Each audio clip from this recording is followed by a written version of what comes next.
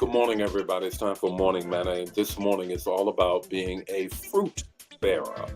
It's all about being a fruit bearer. If you were with First Lady and I, just a few minutes ago when we had our midweek morning prayer, we focused in on bearing fruit. Why?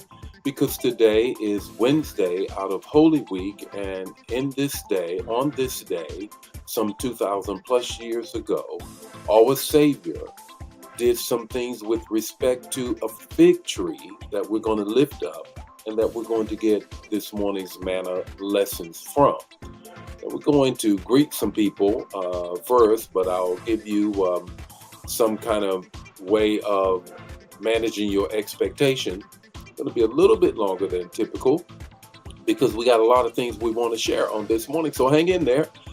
If you want to learn how to be a fruit bearer, how about that? If you just want to learn how to be a fruit bearer, and that's what we're going to deal with on this morning. So here we go. How we be a fruit bearer. Let me greet some folk. And as usual, you already know that we want to then also invite you to be a part of our fast that we're going on. I'll tell you a little more about that in a minute. Let me just greet some folk on this morning. Good morning, Elder Jan. Good morning, Brenda. How are you? Good morning, Vicky. How are you? Pamela, how are you on this morning? Ella, how are you on this morning? Elder Mobley, how are you? Anna, how are you on this morning? Gloria, how are you? Good morning, Liz. How are you on this morning? Francine, how are you? Ramona, how are you? Just met your sister on yesterday. At this event down in East Saint at JJK. It was wonderful meeting her. Good morning, Verena. How are you on this morning? Good morning, Moza. How are you on this morning? If it's your first time, second time, or third time joining us on this morning, please let us know who you are, where you are, so we can shout you out. How you doing, Brother Nesbitt? How's everybody doing there at your house? Good morning, Cynthia. How are you doing on this morning? Got several things I want to share with you on this morning. It's Spy Wednesday of Holy Week, but it's Wednesday cause Jesus won on the cross. My God, this is my favorite week. All right, I love all of that. Good morning, Erica. How are you on this morning? Good morning. How are you? Catch that before I make it move. There you go. Good morning again, Elder Mobley. Look, this is what we're doing on this morning. We're talking about Holy Week. And we started it on our message on Sunday. And this morning we're going to go a little bit deeper into it. I want to invite you to be a part of our Seven Last Words this year. The Bi-State Seven Last Words this year is being hosted by Power of Change, Bishop Henry Phillips and his team. We're looking forward to being there at Power of Change at 12 noon Friday. Don't you miss it. It's going to be great. So look, here we go. It's all about how do I bear fruit? How do I bear fruit on this day? Let me just share with you. It's going to be the text to talk to take away. And it's Mark 11, 12 through 14. Mark 11, 12 through 14. And I'm going to read it. I'm going to be reading several scriptures, if you will, on this morning. It says, on the following day, this is after the triumphant entry. On the following day, when they came from Bethany, he was hungry. Talking about Jesus, Mark writing. Peter is the narrator here and gives him the information. That's the context of the text. And seeing in the distance a fig tree in leaf, which means it should have had some fruit. He went to see if he could find anything on it. When he came to it, he found nothing but leaves. For it was not the season for figs. Well, you should have never had the leaves on it, because the leaves said that there should have been fruit. And he said to it, may no one ever eat from you again. And his disciples heard it. Okay, drop down to 20. We'll pick it up. As they passed by in the morning, it's the next day, they saw the fig tree withered away to its roots.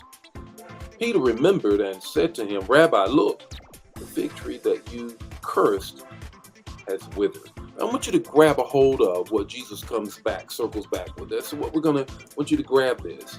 What he says is, and Jesus' answer says, have faith in God. Truly, I say to you, whoever says to the mountain, be taken up and thrown into the sea, does not doubt in his heart, but believes that what he says will come to pass. It will be done for him. Now, we teach that text apart from the context. The context is saying that you ought to be fruitful. And part of being fruitful is also being prayerful. And part of being prayerful is also having faith. Let's put it all together. How do you be a fruit bearer on this morning? The first thing that you need to grab a hold of is that you have to stay connected. You can't talk to a God that you're not connected to, nor do you expect to hear from one that you're not connected to. John 15:4 says, if you abide in me and I in you, you're going to bear much fruit. You're going to have what you said. That's what Jesus is saying here. Here's the second thing. You got to endure the cutting. You got to stay connected, but you got to endure the cutting. In John 15:2, he says, now, I'm going to prune you. I'm certainly going to prune you. I'm going to clip. Why? Because I want more fruit from you. So you got to stay connected, 15:4, and in 15:2 in John, you got to stay connected even during the cutting period, because I'm shaving off stuff that's going to weigh you down. Let me give you a little word, and then we'll continue to thread. In vineyards, in order to get the best grapes for the wine, they always clip it off. That's why the vineyards are never that large, but they produce so much fruit. All right, here we go.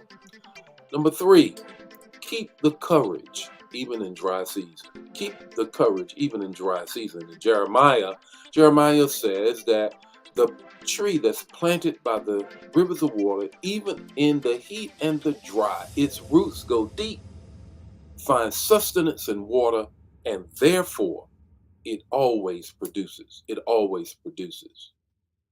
What does this mean to us on this Wednesday of Holy Week? Well, we're fasting and praying this week that God will so put us in a place that we will be able to be chosen to be the ones that God uses to change lives. I got on the screen how you can connect with this whole process that we're going through that moves us into choose to be chosen on Resurrection Sunday morning. Now, with respect to today, what is he saying? One, he is saying that we have to stay connected because we are supposed to bear fruit. We're supposed to bear fruit. What's your takeaway this morning? The takeaway is this: be a fruit bearer. That's what you were created to do. You were created to bear fruit. You were created to bear love, peace, joy, long suffering. You were created to bear all of that fruit so that the Lord can make great use of your life in the earth. Stay connected. Endure the cutting. Have courage in the dry times. The Lord be with you today. His face shine upon you and give you peace. I'll see you tonight. I got a word for you tonight. In the middle. In the middle. That's what we're teaching tonight. The book of Esther as we walk through the Bible. God bless you.